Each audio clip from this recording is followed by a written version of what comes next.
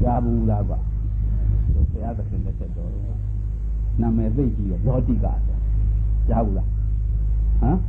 Zotika tak sih itu, macam jabu lah. Hah? Tu memang ni aku tu lekai ni lah. Menu pose yang memilu lah. Hola. Pose yang kerja dengan di jantung dia macam di sini lah. Hola.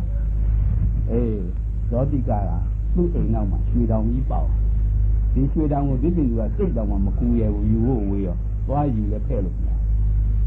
Tu wah you le sen. Let's not like that. Wah pala. Tu memang ya. Belau jiwa le sen. No. Amadang kana tinggi dia. Hong ayam ni gitu. Kenapa dia kalau kotor itu lah, amna apa dah, no? Tu ibu ngajar mi macam apa? Nyau cuma apa lah, no? Pernah ajar nari, nyajar nari, erari thar, eri ayam ni nak ni. Tu lega itu nyau cuma amna pengu ni. Tadi tu kama benda mi ya, tengah ni mi ingati, tengah ni, so dikata tu. Ingati ni tu ingtibo. Hola, benda ni lah. Lah saja itu, tiga jadi tu kena ini ni, tu lega ya lah habis jauh ni deh, malu gua. Hola, Pemali, tahun siapa tinggi ni deh, habis orang ini ni, dah tu lega ya. Now dia tu le dah tu, tu lega ya ini orang macam apa? Saya ni ni no. Tu ya si bah, no, yang ibu dia le, amadan lapa ibu. Ada benda ni ya, tersi bunga dia tadi, lah. Benda ni le, tu kama zaman ya, tak kaya tu lega ya, ni kaya jauh. Benda ni aku buat saja, angui anak, puji makanan, kalau ibu ni, no. Zotika ada fungsi kansen, parmisen, mulu, tu lega itu, nyau cun, tu bima udah saya udah, no, kalau tu puji le, sia, no. Ada penggambar mi dia pit. Edi lo penggambar mi dia tiada cangga ini. Tu lega itu nyau jun dulu ni. Zotika ya, tadi lo akar jalo. Tahu tak? Saya jauh lo ya buat. Saya jauh lo ya buat. Hang wo bido. Sekarang aku tangga lo itu be. Saya nak buat lagi. Tapi jalan nak kena membawa orang jauh bido.Ongkang. Tadi lo kama ini songkan jual. Langa, tu ya bima, bima di dia lang jauh lah. Jauh lah tu ini siapa jauh lah apa? Tapi baik dia songkan yang jual. Puluh orang sedih yang ni dia. Saya mah jam sedih. Zotika ini, tu ini jauh lah, tu ini normal lah. Cuma saya jilat ni tu. Nak kat tidur juga tu jalan. Jauh jalan, nak tu ada tidur juga jauh jalan. Jalan. Jalan jauh tu yang jauh ke kalau kita nama tidur kita bahas kami ada jalan. Zotika itu jauh jauh. Zotika itu ada lu macam. Zotika tu ini sebab songgan jual kami jauh lagi sana. Tu ini tu non songgan jual. Kita tidur macam ni. Zotika yang kita tidur ni. Yang kita tidur. Ada tu macam TV. Loga ini mata yang mungkin. Tu macam mana mungkin kuya, bahasa mana? Saya hai ayat sama rasa, no? Tabaratan zina di alung lo ayat dari macam saya hai ayat, mungkin so, no? Saya hot. Amdan cang dari ayat itu. Logi cang dari ni asal ayat, orang tinggal sama kat alung ni cang dari ayat. Saya mula cang dari mungkin mah loga mah dua ada dunia sih, hanya tu. Nak ada nama sini, amnya tu, jemaah ada jemaah sini, amnya tu. Ada saya yang anda ayah tu, amnya tu ya, alat sama bawa undang kami ada, canda, alung canda ada, bagang bicunya tu, hari canda tu ya. Tahu tak? Pobi darah mesin tu ini ada apa nak? Tu bagaimana? Pobi darah, no? Hari pobi darah ada, tu amnya tu saya hoja, saya ada ini masih ada, no? Eri dia roh dia lah, jemaah rasa. Eri jemaah rasa, aku buat lucu lebih kanza ni. Siapa ada yang korangnya jadi detek. Suruh kau ni kanza sangga lebih. Aku kit mana kanza sangga ni deh. Aku jual, no? Yesus yang beri saya roh saya juga. Jangan nak saya siang ni, seni ni aku nak siapa orang. Nak seni tu, nak terbani juga siapa. အဲ့ဒီခေါ်တဲ့အခါတော့ဆရာကြီးကိုမေးတယ်အဲ့ဒီမှာတရားရတဲ့ပုဂ္ဂိုလ်တွေဟာတဲ့ခြေဖျားသခင်ကိုရောမြတ်ကြီးလက်ထက်ကတရားရတယ်လို့ပဲယခုအခါမှာလည်းတရားရကြတယ်ကဲဗျာတဲ့လူတွေရတယ်လားနတ်တွေရောမရဘူးလားနတ်တွေရောပြမာတွေရောရတာဘယ်သူကများတယ်ဗျာလူတဲ့နတ်ပြမာအပူများပါအခု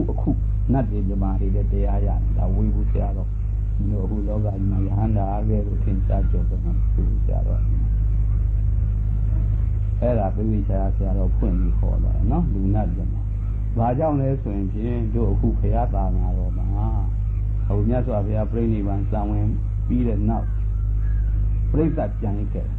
တို့ဖရာကသက်တော်80မှာပြိဋိဘံစံဝင်တော်မူတဲ့အခါမှာလေးပင်ချင်းနဲ့တရီ2တန်းကျော်ကုန်သောလူပြိဿနတ်ပြိဿတွေနော်နိဗ္ဗာန်မျက်မှောက်ပြီးလို့အဲ့ဒါကျွင်းကြံရခဲ့တယ်အဲ့ဒီကျွင်းကြံရတဲ့ပြိဿတွေအတွက်ဒီသာသနာဆိုတာထားခဲ့တယ်အဲ့ဒီသာသနာထားခဲ့တော့အဲ့ဒီသာသနာဘယ်တော့မှပြန်ပေါ်ရမယ်ဝိမု ക്തി ဖြစ်ဆိုတာနှစ်ပေါင်း2500ကျော်လုံးတဲ့အခါမှာဝိမု ക്തി ဖြစ်တဲ့ပြန်ရောက်အခုကဝိမု ക്തി ဖြစ်နော်အဲ့ဒီဝိမု ക്തി ဖြစ်မှာလူနာပြမှာတတ္တဝါတွေဟာသံဃာဝုက္ကလွတ်မြောက်နိုင်တဲ့ဒီမဲ့ဖို့နိဗ္ဗာန်တရားကိုရနိုင်ရယူနိုင်တယ်နော်ဒီတော့ပြိဿက၄ပင်ချေနဲ့ဟုတ်လားဂရေ2တန်းကျော်ဆိုတော့ဂရေတော့မင်းတို့သိတယ်သပင်ချေဆိုတော့သိတယ်သကလေးမှာတစ်နောက်က3ညပဲနှလုံးရှိတယ်ဆိုတော့မင်းတို့ကြောင်းနေတယ်တွေ့ကြလားဘယ်နှလုံးလဲ14လုံးမဟုတ်ပါဘူးပေါ့ခု10ရာထောင်တောင်းသိမ့်သံကလေးခုနှလုံးမရှိတယ်ခု10ရာ10ရာထောင်တောင်းသိမ့်သံကလေးတစ်နောက်က3ည9လုံးမရှိတယ်နော်ဒါဖြင့်တို့အခုကဘာလောကကြီးမှာလူပေါင်းဘယ်လောက်ရှိလဲ။သားပေါင်း3000မပြည့်သေးဘူးနော်။ဂရေ300ဆို3နောက်က309လုံးနေပါကျင့်နောက်က340ရှိတယ်1 unit followed by 140 cipher ဘယ်လောက်များဒါတွေလူတွေဖြစ်နိုင်ပါမလားကွာဟမ်ဒါဖြင့်အခုအခါမှာကျွတ်တန်းဝင်ရမယ့်ပုံကိုယ်ထဲမှာလူကဘယ်လောက်ရှိလဲအမှန်နဲမှာမဟုတ်လားအဲဘုရားသခင်လက်ထက်တော်ဟာဒီကမ္ဘာလောကကြီးကအခုလည်းပိုကျယ်မှာပြင်းမှာဒီရွယ်တော့ပဲနေမှာပဲမဟုတ်လားအဲတုန်းကလူကြီးတွေကိုလုံးကိုလည်းအမှန်ပြည့်ပြောတယ်နောက်တော့တောင်ဆက်ရှိတယ်ဆိုတော့ဟမ်ဘယ်တော့လုံးနေမလဲဟမ်ရာဇူမှာခုနသိရှိတယ်အားလုံးဘယ်လိုသိအဲ့ဒီထဲမှာအရိယာဖြစ်တဲ့လူက9သိန်းတယ်အဲ့ဒီရာဇူမှာလူ9သိန်းလောက်ရှိတယ်လို့ပြောအဲ့တော့ကြွကြည့်တာတို့ဖရာကဒီကင်းငါမြေခွန်းတစ်ယောက်ဗုဒ္ဓဂါယမြေအထိပဲအဲ့ဒါမှသွားကြည့်လာပြီးနေတယ်မဒရတ်တို့ဘောင်ပြီးလို့မရဘူးဒါရင်ဖရာလက်ထက်ကကျွတ်တန်းဝင်တဲ့လူကဘယ်လောက်ရှိမလဲပေါ့ဟ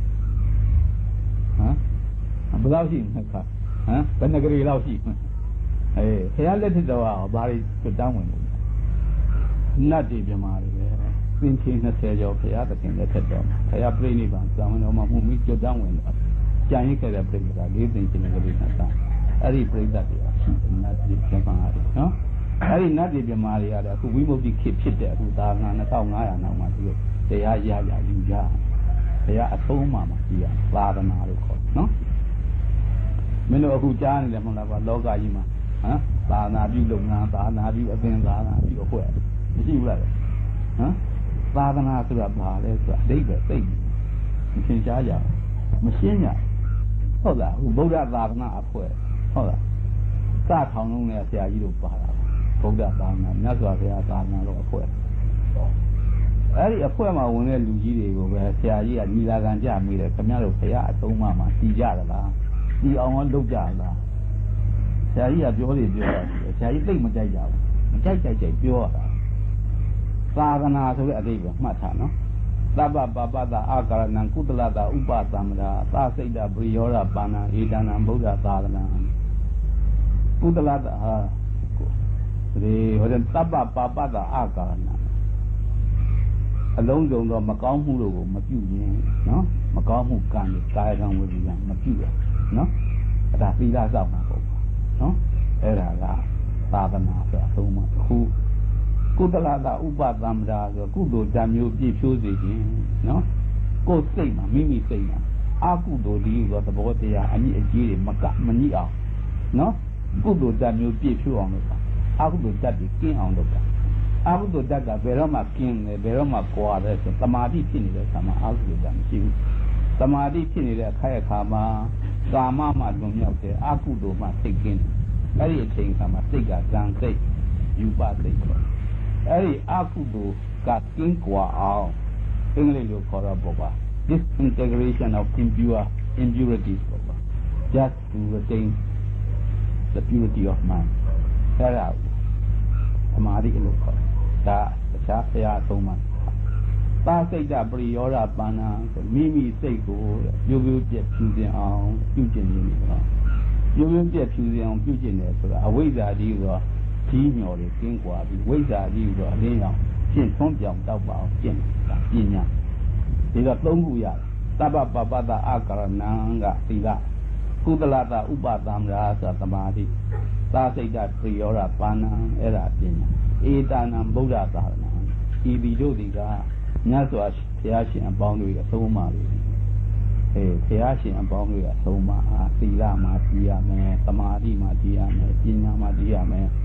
သီလမှာတည်အောင်ကြိုးစားတဲ့လူသမာဓိမှာတည်အောင်ကြိုးစားတဲ့လူပညာမှာတည်အောင်ကြိုးစားတဲ့လူတွေကမြတ်စွာဘုရားအသုံးပါပြီးတော့သာသနာမှာတည်အောင်လုပ်တယ်နော်သီလမှာလည်းတည်အောင်မလုပ်သမာဓိမှာလည်းတည်အောင်မလုပ်ပညာမှာလည်းတည်အောင်မလုပ်ခနဲ့ကိုယ်မှဘုရားရဲ့အဆုံးအမမှာဘုရားသာသနာမတည်ဘဲနဲ့သူများကိုဘုရားအဆုံးအမဘုရားသာသနာမှာတည်အောင်ပြုလို့ရပါဟမ်ကိုယ်မှမတည်ဘဲနဲ့သူများတည်အောင်ပြုလို့ရပါမှာသာသနာပြုတယ်ဆိုတာဘုရားအဆုံးအမမှာတည်အောင်ပြုတာဟမ်ဒီတော့ဟိုသာသနာပြုနေတဲ့ပုဂ္ဂိုလ်တွေကလိုက်ပြီးစုံစမ်းကြည့်တော့သမာဓိမှာတည်ရပါလားလို့ပြောရင်သူတို့မတည်ဘူးလို့ပဲဝန်ခံမှာဟုတ်လားပညာမှာရောတည်ပါပညာမှာလည်းမတည်ပါမြင်ရအားဖြင့်တော့ဖြစ်တယ်ဉာဏ်သုံးမျိုးမှာသုတ္တမယဉာဏ်စိဏမယဉာဏ်အားဖြင့်တော့ဖြစ်ကောင်းဖြစ်နေတယ်ဘာဝနာမယဉာဏ်မဖြစ်ဘူးသုတ္တမယဉာဏ်ဆိုတာစာအုပ်ဖတ်ပြီးတော့ကြားနာပြီးတော့ဒါသိပြီးတော့နေတဲ့ဟာသုတ္တမယဉာဏ်နဲ့အဲဒီအသိစိဏမယဉာဏ်ဆိုတာဒါလည်းတစ်ဆင့်တက်ပြီးတော့ခြေအကြောင်းနောက်အကြောင်းဟုတ်လားသုံးသပ်ပြီးတော့စိတ်ချယုံကြည်လောက်အောင်ဉာဏ်မြင်ဖြစ်လာတာစိဏမယဘာဝနာမယဉာဏ်ဆိုတာသေသေးချာချာဝိတ္တုတိမဲ့အကျင့်နဲ့ကျင့်ပြီးတော့ဖြစ်ပေါ်လာတဲ့ဉာဏ်မှာဘာဝနာမယဉာဏ်ခေါ်တယ်နော်ဘာဝနာမယဉာဏ်ကအလုံးလုံးမှာဖြစ်စကားပြောဖြစ်ပြီးတော့အလုတ်ကလည်းအခုဆရာကြီးအလုတ်ပေးလိုက်ညတော့အာနာပါနာတတိဖြင့်သမာဓိထူထောင်ဖို့အာနာပါနာဆိုတာအတ္တသာပတ္တသာထွက်လေဝင်လေကိုမှတ်တဲ့တတိဖြင့်သမာဓိထူထောင်တဲ့လုံငါထွက်တဲ့လေဝင်တဲ့လေတွေကိုနာပြီးပါမှာဟုတ်လားစိတ်ကိုညှို့ထားပြီးအဲ့ဒါမှတ်အဲ့ဒီထွက်လေဝင်လေသိဖို့ပဲလုပ်တယ်စာတွေပါလေကြက်နေဖို့မဟုတ်ဘူးပြောနေဖို့ဘာမှဒါတခုပဲလုပ်ပြောတဲ့အချိန်တွေးတဲ့အချိန်ကဒီအာယုံကလွတ်နေတာအဲ့ဒီများပြောများတွေးနေတဲ့လူကပြန်ပြီးထိုင်တဲ့ခါကျခုနပြောတာတွေတွေးတာတွေဝင်ပြီးတခါရှုပ်နေကြ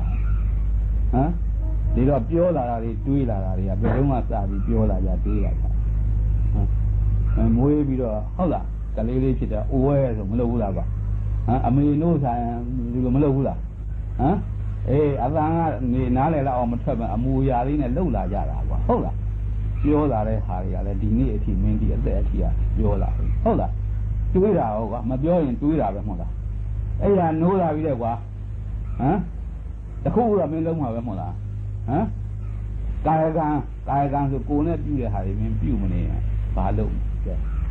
တွေးမှာပဲမဟုတ်လားစဉ်းစားမှာပဲမဟုတ်လားမွေးကစားလောက်ကစားပြီးတော့ဟုတ်လားပြောလာကြတာမွေးကစားလောက်ကတွေးတော့လာတာဟုတ်လားဒီမှာကြတော့အလုပ်တစ်ခုပဲလုပ်အာနာပါနာလုပ်တယ်ဆိုဒါပဲလုပ်ဟုတ်လားဒါတိုးတက်ခြင်းပြောတာလေအတွေးနဲ့ချက်နေတော့တန်လျာနဲ့ချက်ပြီးတော့သွားပြီတော့ဟုတ်လားဒီမှာအလုပ်လုပ်တဲ့အခါလေးက10ရက်သေးတာနော်ရက်ကတူတူလေးနဲ့အလုပ်လုပ်ဟုတ်လားဆရာကြီးတို့ကလည်းပြင်ပန်းကြားတဲ့လာပြီးပြနေရတဲ့အခါမှာဟုတ်လားစကားမပြောနဲ့မတွေးနဲ့ဟုတ်လားဒီအလိပဲတလိပဲလိဘယ်တော့တောင်ပြရမလဲဆိုရင်ကွာတို့ဖះကိုယ်တော်မြတ်ကြီးကဟောထားတယ်နောက်ဖွေးနောက်ပြီးသွားနေဆောင်သိနေတယ်ပြီးတော့ဟုတ်လား မသိအပ်တဲ့နေရာမသိအပ်တဲ့ဌာနမရှိဘူး။ဘာသိနေရပေးထားတဲ့အာယုံမှာစိတ်တည်နေအခုအာနာပါနလုပ်နေတဲ့အခါမှာအာနာပါနအာယုံမှာစိတ်ကတည်နေဖို့ဒီအသိလေးနဲ့ပဲနေဖို့ဒီတသမတ်တဲ့တောက်လျှောက်ကြီးနေလို့ဖြစ်မလားဆိုတော့ဖြစ်တော့မဖြစ်ဘူးပေါ့ကွာလို့တော့လည်းကြိုးစားရတာပေါ့ကွာကြိုးစားရတာပေါ့တို့ကျေးဇူးရှင်ဝေဘူးဆရာတော်ဘုရားကြီးလာနေတာဒီလိုပြောခင်ဗျားတို့ကတကားကြီးတို့ကညအိပ်ရင်ဘာရတယ်လဲအိပ်ရင်ဘာရအိပ်နေတော့မိဖဲနဲ့ထိုင်နေကုလို့မရဘူးလားမိဖဲနဲ့တရားအားထုတ်နေကုလို့မရဘူးတရားအားထုတ်နေတဲ့အခါစိတ်ကဒီငြိမ်သက်နေတယ်ဆိုရင်ပြန်တမာရီစိတ်ကုလို့စိတ်ဖြစ်တာပေါ့ဟုတ်လားအကယ်၍ကဲအိပ်နေမှဆိုအိပ်တဲ့အချိန်ဘာမှမရဘူးဒါဖြင့်မအိပ်နဲ့ကြရတယ်ခင်ဗျားတို့အိပ်လာတာလည်းကြားတယ်ဒကာတို့အိပ်လာတာလည်းကြားတယ်ဟမ်တောက်လျှောက်တခါလဲဟုတ်တာမအိပ်တဲ့ညမှရှိတာဟမ်မရှိဘူးအိပ်လာတခါတလေများမအိပ်ဘဲနေတာထုတ်ဟောဒီမှာဥပ္ပိုလ်လေးဆိုတာရှိတယ်နန်းလေးယူနေပါဆရာဘာရှိတယ်ဆိုတာသူဝေဘူးဆရာတော်စီမှာတရားနှင်းသွားရဟန်းဝတ်ပြီးတရားထုတ်မအိပ်ရဘူးအိပ်ကိုမအိပ်ရဘူးမအိပ်ရဘူးဆိုတော့အမိန်ပေးထားတာပဲအဲ့ဒါမတန်းနိုင်လို့အိပ်သွားတော့မပြောတာဘူးပြောတို့ program ကြည့်ရင်ဆရာကြီးစီကဟာအများကြီးသက်သာလေးပါဟုတ်တယ်ဟုတ်လားဟမ်သာသနာ့ရိပ်သာတို့ပဲလို့ဆိုရင်7 နာရီဒီဘုန်းကြီးတွေကစောင့်နေမအိပ်ရဘူး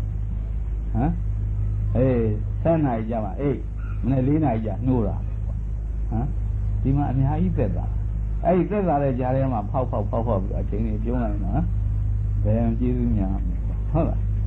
ကျေးဇူးများစေခြင်းတော့ဟုတ်လားဒီမှာတို့ထားတဲ့စီကံအဲဒီစီကံကိုယူသေးရနော်ဒါတော့ဖတ်ကြည့်ကြလို့အကုန်လုံးဖတ်ဆရာကြီးစီမှာမကြာမြင့်မီကအမေရိကန်လူ2 ယောက်ရောက်လာတယ် Miss Sedler Check Miss Preston ရောက်လာတော့ဒီရောက်တဲ့နေ့ပဲဒီမှာညရောက်လာတယ်ရောက်လာဆရာကြီးနဲ့တွေ့တော့အကျိုးအကြောင်းကိုရှင်းရှင်းပြောပြီးတော့ကျုပ်တို့ဒီမှာစီကံကတော့ဒီလိုပဲရှိတယ်ခင်ဗျာမနေ့4 နာရီခွဲထားရမယ်ကွာ4 နာရီခွဲထားသူမထားနိုင်ဘူးလေသူ7 နာရီမှထားတယ်မထားနိုင်ဘူးမဟုတ်ဘူးလို့ကျုပ်တို့ဒီမှာစီကံရှိတယ်စီကံရှိတော့သူမထားနိုင်ဘူးလေ I am not accustomed to obey orders particularly of men သူများအမိန့်ကိုသူနာခံတဲ့အကျင့်မရှိဘူးလေအထူးသဖြင့်ယောက်ျားတွေအမိန့်နာမကောင်းဘူးဆိုတော့ဒါကမှချောသူသဘောတိုင်းပေါ့လို့ဟုတ်လားမင်းကဒီမှာလာတာငါစီကယူဖို့လာတာငါပေးဖို့သူစီကံကဒီတိုင်းရှိတယ်မယူရင်လည်းနေဟုတ်လား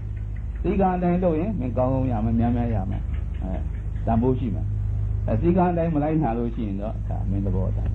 ဟုတ်လားအခုမင်းပြန်ရင်လည်းပြန်ဟုတ်လားလာတဲ့ကယူဖို့လာတာဒီကလည်းသူ့အပေးဖို့အချင်းတယ်အခုဟိုဘက်ဘေးကထိုင်နေတယ်ဟုတ်လားအမေရိကန်လူကြီးကတော့ရောက်တဲ့ညကအမှန်ခရီးပင်မှန်းလာနော်နိုင်ပေါင်း20လေးမြန်စီးလာအဲ့ဒီမနေ့က4 နာရီနဲ့10 မိနစ်ကထားထိုင်ဟုတ်ပါမီရှိတဲ့လူကြတော့ပြောဦးမနေရဥဒ္ဒခဏနဲ့သူဖြစ်နော်စီကန်းယူတဲ့လူကတော့တခါတည်းမကြခင်ပဲခရီးရောက်ပါခရီးရောက်သွားတယ်ဆိုတာဘယ်လိုခရီးရောက်တာအဟုတ်တကယ်ခရီးရောက်တယ်လူကြတော့ချမ်းသာမှုတွေ့တယ်ပေါ့တွေ့တော့အဲ့ဒီချမ်းသာမှုကိုခုနကတော့ဇောတိကကြီးလောက်မဟုတ်ပြီမလို့ပါဟိုကဇောတိကဖရားနဲ့တွေ့တယ်ဒီဟာဥပခင်မရှိသေးတာဟုတ်ဒီမှာလည်းချမ်းသာမှုကရတယ်မလားရမြတ်စွာဘုရားတရားအစစ်အမှန်ကဆင်းရဲကိုဖျောက်ပြီးချမ်းသာကိုပေးတတ်တယ်နော်ကြားဘူးလေမဟုတ်လားဆင်းရဲဖျောက်ပြီးချမ်းသာပေးဧကန္တအားဖြင့်ဆင်းရဲဖျောက်ပြီးချမ်းသာပေးတာမှန်တယ်ဆိုတာတို့ဒီမှာအထောက်အထားသာရကတွေအများကြီးရှိလို့လည်းဒီလာကြတာပေါ့ကွာသူတို့ကိုယ့်အိမ်ကိုအိမ်အေးသားဟုတ်တယ်မဟုတ်လားဒီတော့အခုရောက်လာကြတဲ့လူတွေဟာဟုတ်လားဆရာကြီးတို့သတ်မှတ်ထားတဲ့ဒီကံအတိုင်းဟုတ်လားတပည့်မတင်လိုက်လာပြီးတော့နော်မွေးတဲ့အမလို့ပြောလာကြပြီတွေးလာကြပြီဒါတွေရနိုင်တော့ပေါ့ကွာညနိုင်တော့ပြောတော့လည်းပဲတတ်နိုင်တယ်ဟုတ်လားစိတ်ဆိုတဲ့ဟာကဘဝတန်တရားပေါက်လွတ်ပဲစားထားခဲ့တဲ့စိတ်အမှန်တန်အထင်းရခက်တို့အရေးကြတဲ့မှာကောင်းပွားတွေမတွေ့ဘူးလားကွာဟမ်ရင်းရိုင်းလေးတွေခုံတက်လိုက်တာလည်းမခုံဘူးလားကန်တယ်ကြောက်တယ်ပေါက်တယ်ဟုတ်လားထိန်းလို့မရဘူးမလားစိတ်ကလည်းဘဝတန်တရားပေါက်လွတ်ပဲစားထားခဲ့တဲ့စိတ်သူထိန်းမလွယ်ဘူးနောက်ပြီးတော့လည်းဒီစိတ်ဆိုတဲ့ဟာကမွေးတဲ့အချိန်ကစပြီးအာယုံတွေကပဲမှလည်းအပြင်ကိုပဲကြက်သားတယ်ဟုတ်တယ်မဟုတ်လား ယူပါယုံဆိုတဲ့အပြင်မှာတတ္တယုံဆိုတဲ့အပြင်မှာဂန္ဓာယုံဆိုတဲ့အပြင်မှာစိတ်ကိုအပြင်မှာကြီးပဲတစ်သက်လုံးငယ်စဉ်တောင်ကြီးတဲ့မွေးကားသားတွေကလွတ်လာဒီစိတ်ကိုအထက်ပြန်လာပါလို့ခေါ်တော့သူကမလာခြင်းဘူးကွာဒါကြောင့်မလို့အာနာပါနလုပ်တဲ့အခါမှာဖွဲ့လေဝင်နေတာအထိန်လေးရအောင်စိတ်တီးရမိတာရအောင်ဒီလိုစိတ်ကိုပြန်ဆွဲတဲ့အလုပ်ဒါကြောင့်လဲဆိုဝိပဿနာအလုပ်လုပ်တဲ့အခါကျစိတ်ကိုကိုယ်ထဲမှာထားပြီးတာမိမိခန္ဓာအိမ်အတွင်းသားထဲမှာယုတ်ကလတ်တွေအပြည့်ရှိတယ်ဒီယုတ်ကလတ်တွေကတော့ဒီဇောတိုက်တတိကြောင့်လောင်ကျွမ်းချုပ်ငိမ့်နေတယ်အနိစ္စံခေယထေနချုပ်စိတ်ချုပ်ငိမ့်ခြင်းကြောင့်အနိစ္စဆိုတဲ့အနိစ္စသဘာဝလက္ခဏာကိုကိုယ်တွေ့ဉာဏ်တွေတွေ့အောင်အားထုတ်နိုင်ဖို့အခုစိတ်ကိုအပြင်မှာနေတဲ့စိတ်ကိုကိုယ်ရောက်အောင်ဆွဲတာကာယကတပတိခေါ်တယ်စိတ်ကိုဆွဲလို့သူကမလွယ်ဘူးမလွယ်တော့ခြေတိုင်းမှာနွားလေးကိုနေရိုင်းလေးကိုနှစ်ပါးယူတက်ပြီးတုတ်တယ်လို့ပဲဟောဒီနေရာလေးကခြေတိုင်းအထက်နှခမ်းဘဟုနေရာလေးခြေတိုင်းထားပြီးအပြန်အလှန်ဖွဲ့လေဝင်နေပြန်ဖန်စိတ်ကိုတုံ့နှောင်ပေးတာဒီနေရာမှာနေအောင်နော်အဲ့ဒါသမာဓိလို့ခေါ်တယ်အဲ့ဒီသမာဓိအခြေခံရင့်တန်လာတဲ့အခါကျတော့မှဝိပဿနာထုတ်လို့အောင်ဟုတ်လားသမာဓိရဖို့ဆိုတာမလွယ်ဘူးသမာဓိကသိခက်တယ်တို့ဘုရားသခင်ကိုရောမြတ်ကြီးတော်မှာဘောဓိပင်နဲ့ရွှေပလင်မှာနော်ဦးဆုံးဟုတ်လားဒီငါပလင်တော်ကမထဘူးတရားမရမထဘူးထိုင်တဲ့အခါမှာညဥ်ရအချိန်ကြတော့ဟုတ်လားသမာဓိပြည့်ပြအောင်နော်စိတ်တွေကစားလာတယ်မာနကြီးနှောင့်ယှက်လို့ခေါ်တယ်နော်ဘုရားကိုယ်တိုင်ဦးလေလိုက်နေတယ်ကွာသမာဓိမဖြစ်ဘူးဟုတ်လားစိတ်တွေကကြောက်ကြရနေဟိုရောက်ဒီရောက်နော်ဘုရားအလောင်းတော်ကိုယ်တိုင်ပေါ့ကွာနောက်တော့မှမာနရဲ့ဉာဏ်ကြီးတွန်းလှန်လိုက်တဲ့အခါကျတော့မှစိတ်ကတည်ငြိမ်မှုဖြစ်လာစိတ်တည်ငြိမ်မှုဆိုတော့သမာဓိရလာတဲ့အခါကျတော့မှအခုနပညာဆိုဝိပဿနာဉာဏ်လေးဝင်လာပြီးတော့ဟုတ်လားအရဟံမှာဒီရဲ့သာပိယုဒ္ဓရှင်ဉာဏ်တော့ရတယ်အရှင်းရှင်းသွားတယ်သမာဓိကအမှန်အရေးကြီးတယ်ဒါတော့ပြန်ပြီးထုတ်လိုက်မယ်ဆိုရင်ဖြင့်သီလအခြေခံသီလကာယကံနဲ့ဝစီကံနော်ကာယကံနဲ့ဝစီကံထိမ့်သိမှုသမာဓိအမနောကံလို့စိတ်ကိုထိမ့်သိမှုစိတ်ကိုတခြားတစ်ပါးမသွားဘဲနဲ့ခုသောအာယုန်လေးမှာစိတ်ကြည်နေအောင်အားထုတ်တဲ့အလုပ်ကသမာဓိလို့အဲ့ဒီသမာဓိဖြစ်မှဝိပဿနာလုပ်လို့ရတယ်ကွနော်သမာဓိမဖြစ်ဘဲနဲ့ဝိပဿနာဖြစ်တယ်ဆိုတော့ဘယ်ဘုရားကမှဟောမထားဘူးနော်ဘုရားသခင်လက်ထက်တုန်းကမျက်စိမှနိကေမှာယထာဥပမာပြထားတဲ့သုတ်တံဒေသနာတစ်ခုရှိတယ်အဲ့ဒါလေးကိုဒီလိုဖြတ်ဖို့မှတ်ဖို့အဲ့ဒီသုတ်တံဒေသနာမှာပါတဲ့ဟာကတော့ဒီပတိနတိကောသလမင်းကြီးကသာဝတိကနေသာကိတကိုသွားတယ်သာကိတမှာပုပ္ပာရင်ကြောင်းရှိငါဆိုရတဲ့တင်သုံးတာဝိသကာမိခင်ကြီးကနေပြီးတော့ဒီဆောက်ပြီးလူစမ်းထားတဲ့အကြောင်းအဲဒီသွားတဲ့အခါမှာသာဝတိနဲ့သာကိတခကြီးအားဖြင့်ယူဇနာ9ယူဇနာရှိရှိကဒီခကြီးသွားမြင်းကားတဲ့ယထာနဲ့သွားအဲဒီမြင်းကားတဲ့ယထာနဲ့သွားတော့ဒီသာကိတကိုအရှင်မင်းကြီးဘယ်ကဲ့သို့သောရင်နဲ့ပြီးပြီးလာဆိုကျုပ်အခုစီးလာတဲ့မြင်းကားတဲ့ယထာနဲ့လာတယ်ဆိုရင်စကားမှားစင်စစ်9ယူဇနာခကြီးကိုယထာ9စီးပြောင်းပြီးတော့ပြီးတော့ပထမတယူဇနာမှာတစ်စီးဒုတိယတယူဇနာမှာတစ်စီးတတိယတယူဇနာမှာတစ်စီးသရုပ်ထတယူဇနာမှာတစ်စီးပြင်စမတယူဇနာမှာတစ်စီးသတ္တမယူဇနာမှာတစ်စီးသတ္တမယူဇနာမှာတစ်စီးဒီတစ်စီးဆိုတာတစ်စီးရချင်းထုံနည်းတူစွာပဲဝိသုဒ္ဓိ9ပါးရှိတယ်အဲဒီဝိသုဒ္ဓိ9ပါးမှာသီလဝိသုဒ္ဓိစိတ်ဓာဝိသုဒ္ဓိဒိဋ္ဌိဝိသုဒ္ဓိသင်္ခါဝိသနာဝိသုဒ္ဓိမေဃညာနာတသနာဝိသုဒ္ဓိပရိပရာညာနာတသနာဝိသုဒ္ဓိညာနာတသနာဝိသုဒ္ဓိ9ပါးအဲဒီဝိသုဒ္ဓိ9ပါးယထာ9ဆင့်တစ်ဆင့်သွားတယ်သီလဝိသုဒ္ဓိအခြေခံကြိုက်လာမှစိတ်ဓာဝိသုဒ္ဓိဖြစ်စိတ်ဓာဝိသုဒ္ဓိအခြေခံကြိုက်လာမှဒိဋ္ဌိဝိသုဒ္ဓိဖြစ်ဒိဋ္ဌိဝိသုဒ္ဓိအခြေခံကြိုက်လာမှသင်္ခါဝိသနာဝိသုဒ္ဓိနောက်အဲဒီတိုင်းနဲ့ဆက်ပြီးမေဃညာနာတသနာဝိသုဒ္ဓိစသဖြင့်ညာနာတသနာဝိသုဒ္ဓိဖြစ်တဲ့တစ်ဆင့်ဒီတစ်ဆင့်ပါကွက်ကြော်လှမ်းလို့မရဒါကြောင့်လို့